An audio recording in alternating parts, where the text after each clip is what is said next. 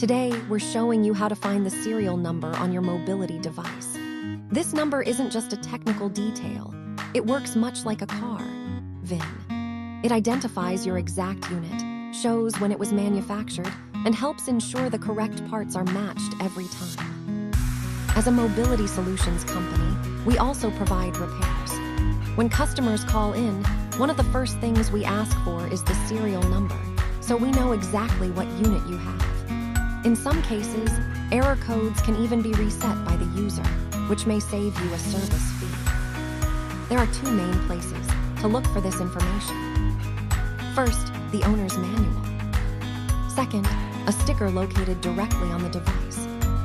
The owner's manual will list both the model and serial number. These are the details you'll want to reference. You can also find a product sticker on the device itself, typically located near the bottom of the unit.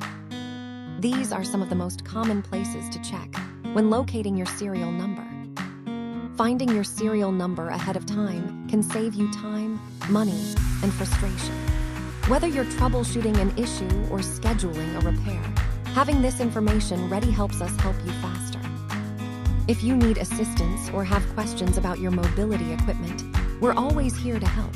Just give us a call.